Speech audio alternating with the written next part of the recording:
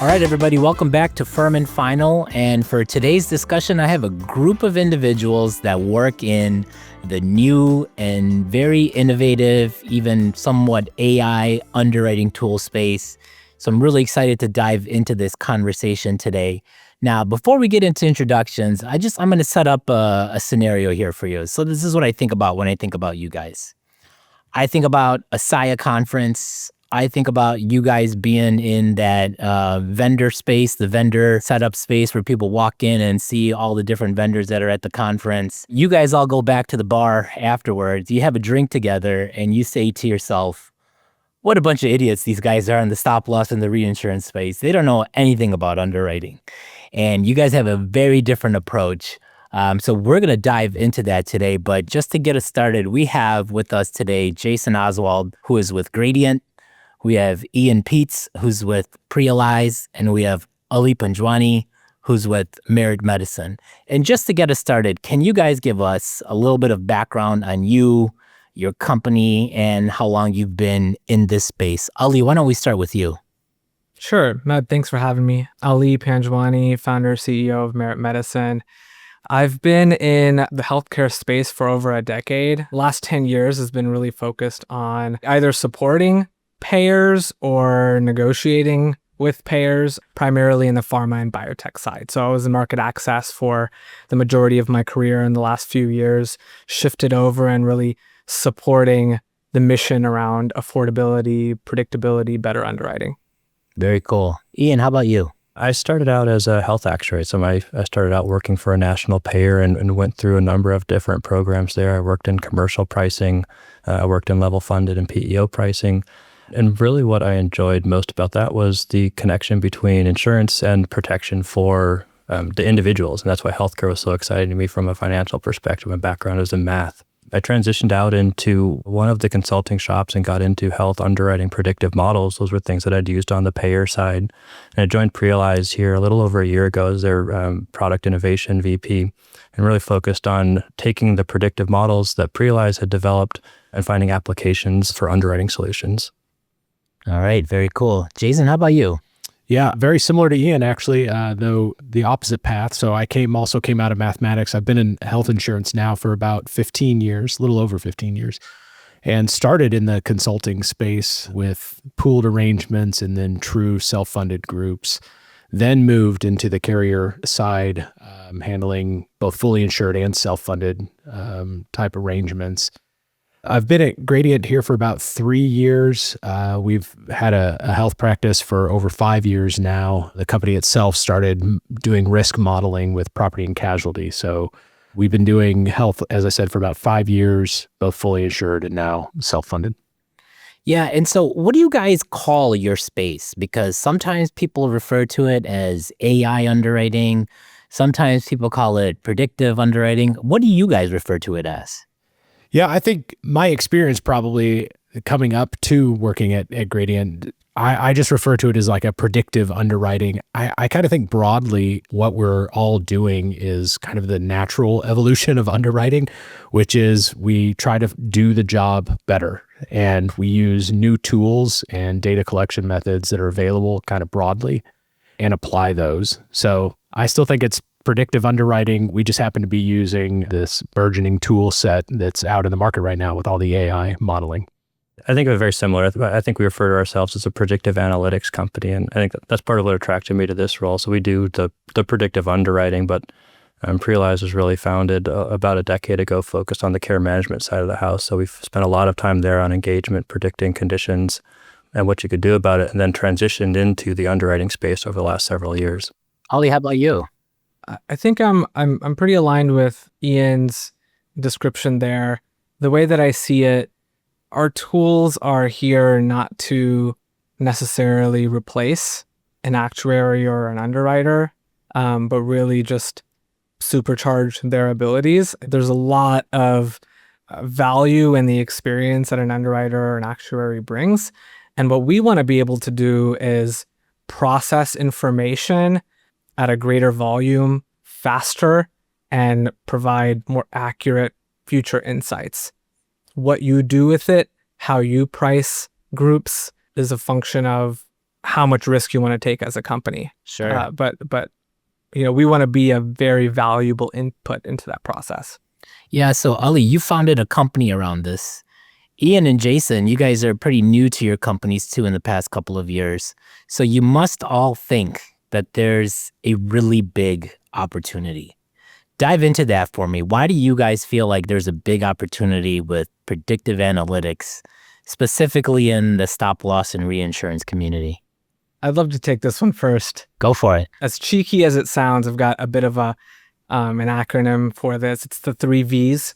So visibility, variability, and value. So I'm going to kind of describe those in brief. So visibility, I think, is one of the most important needs in this space and why I got excited about it.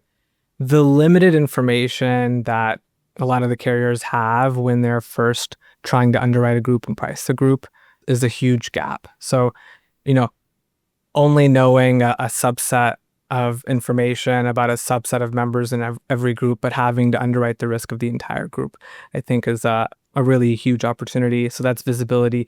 Variability is even when you know that somebody has a condition with a comorbidity who's on maybe a disease-modifying therapy, there's a number of different paths that individual can take, and the cost outcomes are highly variable as well. Depends on a number of things, access to care. And then the last one is value. So just purely, there's a fire hose of claims data, labs data, information out there, and companies only have so many eyeballs to look at that stuff. And so technology just supercharges your ability to look at every detail and make sense of it. Ian, how about you? Yeah, I'll jump in next. I love what you said there, Ali, about the technology. To me, that's one of the things that makes the stop loss market interesting from a predictive perspective. There's been the use of these types of models in the fully insured space, I think, for over a decade, but even longer with some of the kind of the statistical models. But access to the data needed for stop loss predictive modeling, the type of model architectures that are needed to predict those very rare incident types of events, that's, I think, relatively new. Better and better data access is out there now. The other thing is on the competitive side. So you've got more players in the space, more RFPs, low close rates. I'm talking about the operational efficiency aspect there, but finding ways to do your underwriting quickly and efficiently with low cost. I think that makes the market attractive as well. Jason, what are your thoughts? Yeah, similar. Your question was, why do we move into the space? We think there's an opportunity. I mean, frankly, I just found it interesting. Yeah. There was a lot of new things happening, new companies getting started, other ones like we have represented here on the call that are just doing something very interesting. And I think it's obvious that, to me at least, it was obvious it was adding value. I think Ian's point's a very good one about the availability of data. We've known that's been there, but it's also a huge volume. And so we just saw a need. I just liked the idea of actually being able to leverage and manage a lot of the information that was available and apply it to the space that I was in.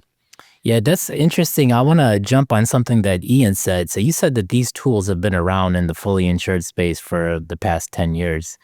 And in that space, if you're the fully insured carrier and you have this group as a current group, you have all the data in the world, right? But when you're in the stop loss space, like, data stinks, right?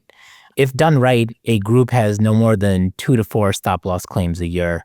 And if you're getting data at 50% of that level, you might be seeing maybe five individuals that are at 50% of the threshold, and that's it. Sometimes you get Joe Smith cancer diagnosis, $300,000, and that's it. So tell me about your guys' experience specifically in the stop loss space. What has been your access to the data, and how have you been able to help those customers of yours with your underwriting and predictive capabilities? It's such an important question. So having a subset of those members and some visibility into those members is clearly not enough, and kind of the outcomes show it. From our perspective, it's extremely important to get visibility into almost all members. So all members if possible, but if not, at least a very high percentage of the members. secondary, what's important is what kind of information you're getting, right? So we believe that just knowing what diagnoses exist, what drugs these members might be on, and the comorbidities is not enough. It's great. It's a huge leap forward to where we were just a few years ago. But from our perspective, what's really important is the details. So did this member go to the hospital in February, then came out of the hospital, got on a disease-modifying therapy, only took it for 2 months instead of taking it for the full 9 months that they were supposed to, stopped taking it, went back to the hospital, went to a specialist, then got on this step therapy medication after that, right? Like that shows a pattern in the behavior of the person that is very predictive of what might happen next in that policy year, that you're underwriting. And so those details are extremely important to us. Oh, yeah, I love the detail there. If you've got access to the underlying claims data or some way to get access to the claims data. I think that's part of the solution, is finding ways to get access to the information. If it's through third-party vendors, things like that is one of the ways that we've seen these models being used effectively in the stop-loss space. And to your point on not everyone has access to full data, I think some of the lines are blurring between the players, TPAs who are taking risk, so underwriting, stop-loss carriers who are doing underwriting, and better sharing of data. So while de-identified data or third-party data is one path to get access to information, we're finding that more and more players do have alternative paths to getting that underlying claims data and can use different types of models that are built on those types of data sets. Sure. Yeah, and I think there is also some things happening in the market that are, it is difficult to get the data. It has traditionally been difficult, but the market is kind of changing a little bit. A lot of the MGUs or stop loss carriers that we talk to are talking about how big their fully insured takeover business was. Yeah. I remember probably, 12, 13 years ago, I would talk with brokers who were wondering if they can even get a quote on a 200 life group. That would be their first move into stop loss. But now it's just very common. Aggregating specifics, no new lasers, right? Those kind of tools that are kind of common in the market now really change what data is required and what teams will use to do their underwriting. So Sure. It's actually kind of allowed an opportunity to move forward with either different amounts of data than are traditionally available. Yeah, let's talk about data a little bit more. And I certainly don't want you guys giving away any secret sauce, but the traditional approach for a stop loss carrier or MGU, everybody uses like a age, gender, demographic manual rate build up first, right? It's, the age of the individual, where they reside, what network they're on, things like that. And then to that, they mix the actual experience of the group. So you can develop an experience rate, you can develop a manual rate, you blend the two, and that's basically the starting point of a stop loss rate. What data points do you guys have access to that are a supplement to what stop loss carriers are already doing? Yeah, I think so. Alongside of that, what you're talking again in traditional stop loss would be like a high claims report or maybe a 50/50 report or something, and some way to start adjusting the actual group experience with known claimants or something ongoing. What we've been able to bring there, and actually I think what we're seeing kind of broadly, not just in Gradient's tools, but broadly, is just more reliable access to the fully insured data. And some of that information at a member level, even if they're not high claimants, knowing somebody who's just below that 50% level obviously provides a ton of value, especially in these AI type models that we're using these days. So I think it is the availability. I think Ian said it earlier about the availability of a lot of that data, even from a fully insured context, and leveraging that in the stop loss space. Not going too far down the rabbit hole in terms of what types of data, but different types of data give different, there's different things you can do with it, whether you're talking about pharmacy data, there's interesting things you can model off of that. Then broadly, the market started getting access to medical claims data as well. Now you can not only know what drugs are being taken, but how did that happen? Where do those happen?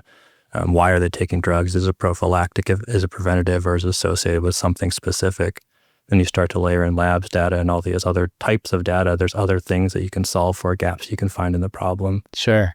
And to me, it's really about the trade-off in terms of what you can gain out of predictive value compared to the cost of acquiring some of that type of information, the level of coverage, because not all data sets are created equal.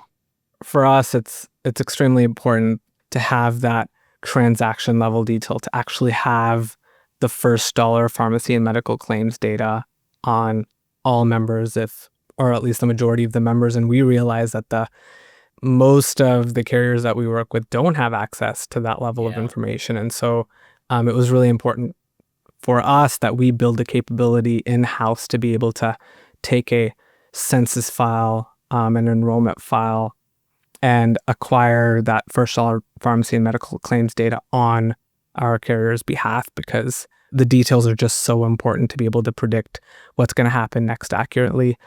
Two members are so dissimilar when you look at this, some of those details. So we had to build in that capability before we came to market.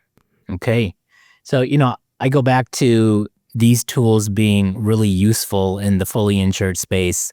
They've now made its way into the stop loss space. But even with stop loss, you have carriers that focus on smaller deductibles. Think about like the captives and the level funded solutions. And then you have carriers that focus higher deductible, say like plus $250,000. Is there a difference? Do you guys feel like there's a difference in the usability of your tools if you're talking small deductibles versus large deductibles? I've thought about this, that I don't know if there's a difference in usability per se. I think there's a difference maybe of trust. So in spaces with those higher deductibles, they're already getting a lot of data. They're very comfortable with the type of reporting that those teams are already receiving or they require. And I think that there's kind of a reluctance necessarily to change in those cases. Strong reliance on internal manuals that are built with lots of good data over a very long amount of time. So I think that it's not necessarily less usable in a sense, but they've already got good data. They have good processes. I think what I encounter is if it ain't broke, resistance to change. Resistance to change at those larger levels.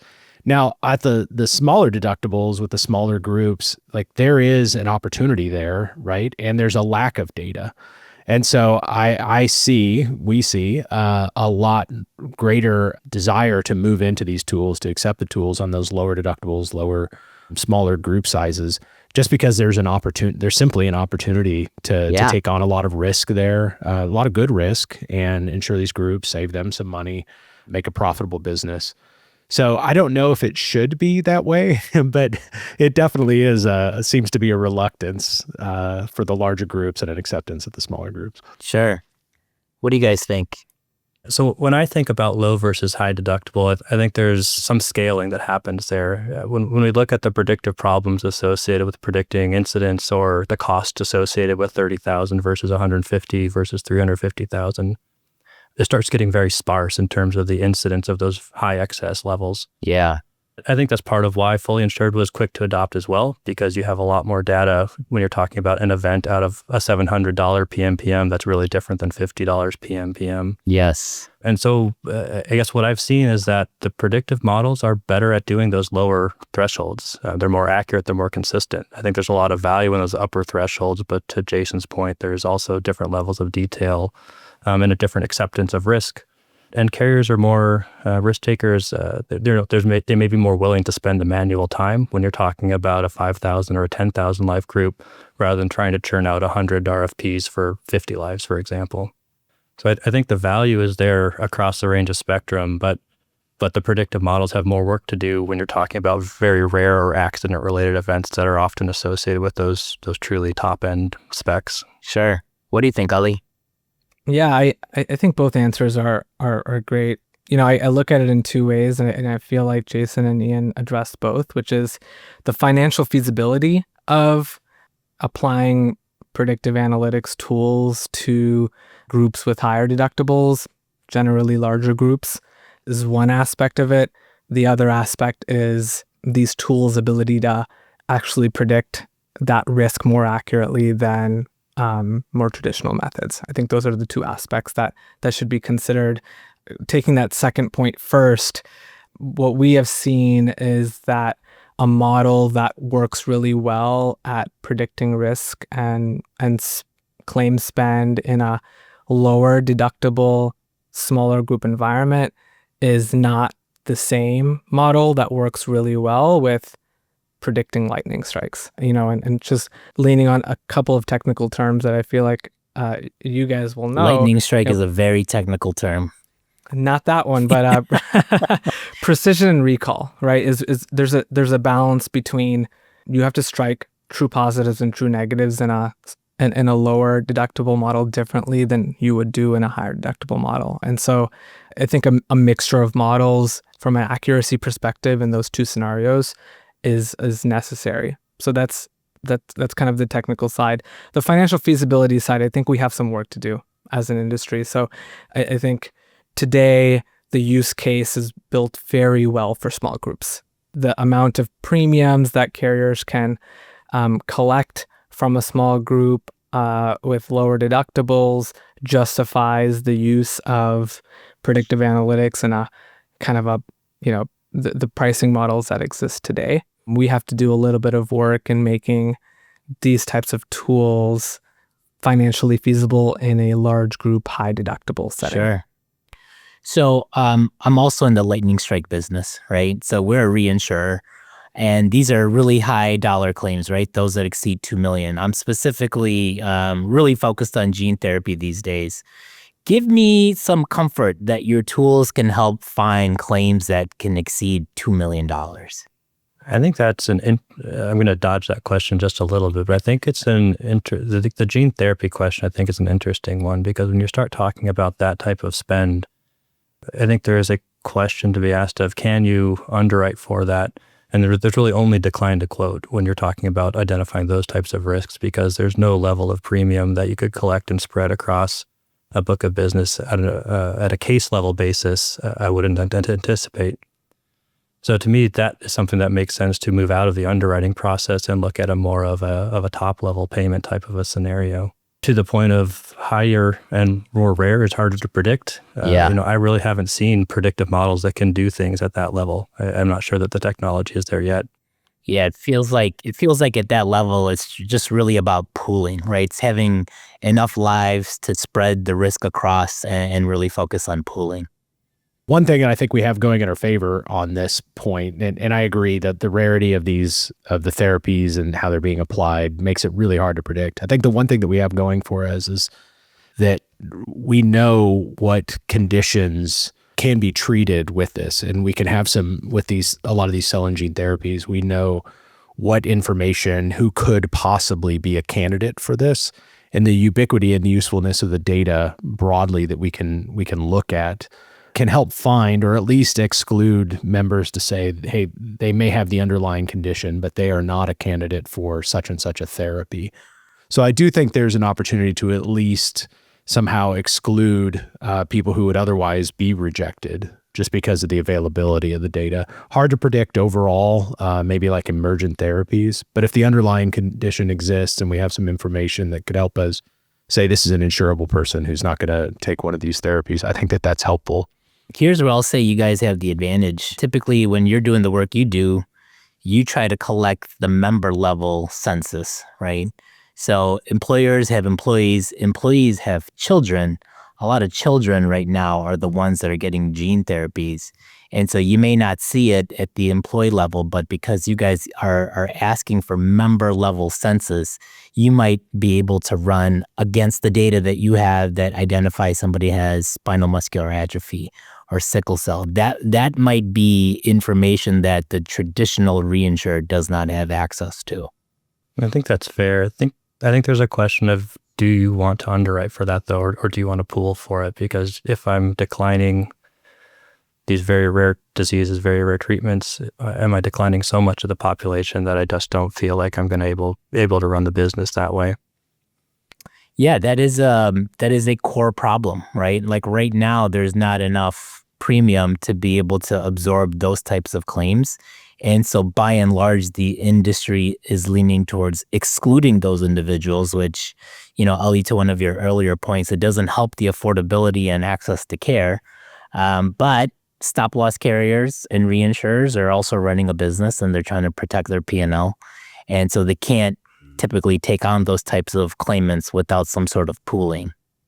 Yeah, I agree. I just want to make a quick point. We've discussed some really practical ideas on how to manage that risk, right? I think pooling is one, carve outs are another. I think that Ian mentioned.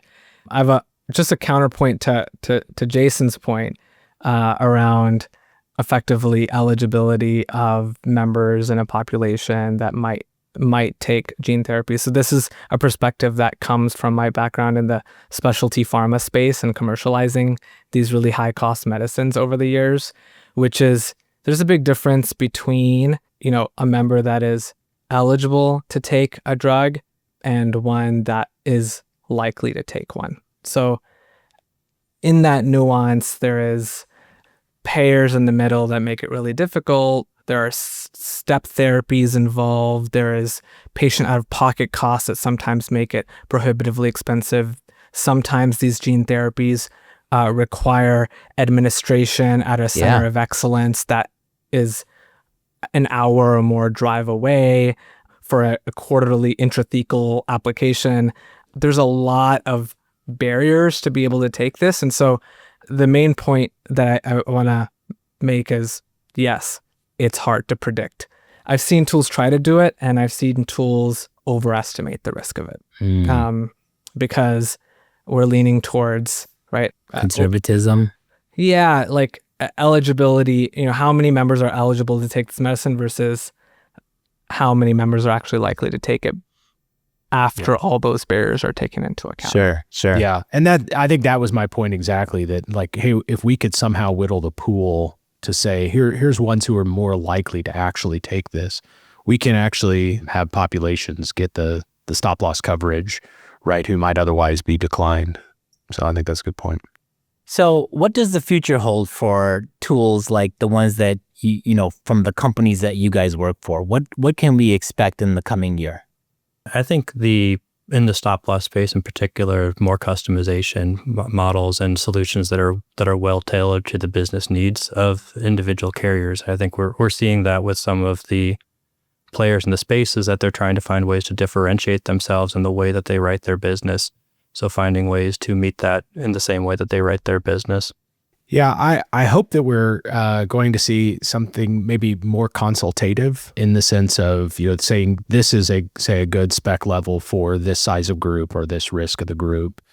So rather than saying, kind of broad brushing general risk statements at various levels, but actually helping to find the right levels, the right, if an ag spec is appropriate, try to find something more consultative coming from the tools.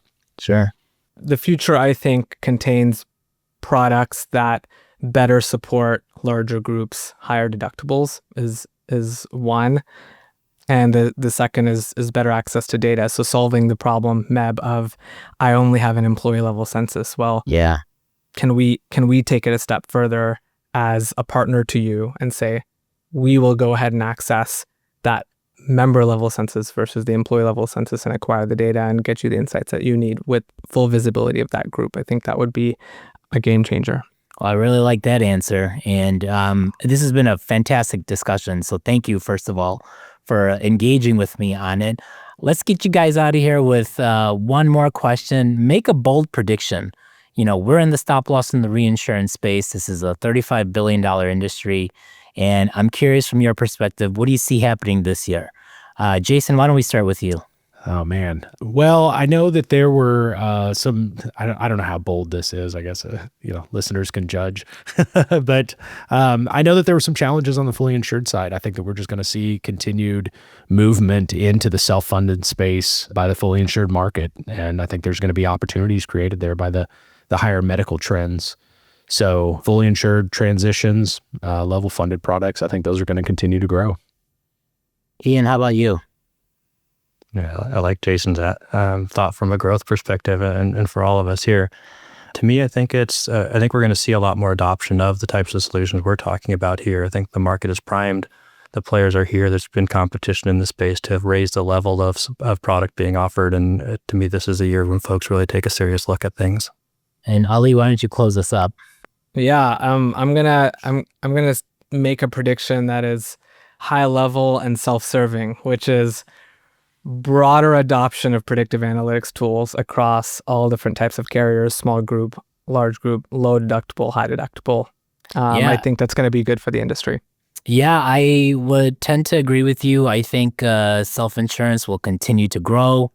I think down market self-insurance has a lot of upside to it. And I think in that space, you have to have access to different ways to underwrite. And so I would essentially agree with all three of you. And so let's close it up there, guys. I really appreciate you joining for this edition of Firm and Final, and we'll catch you guys next time. Thank you. Thanks, Meb. Thanks for having us. Thank you.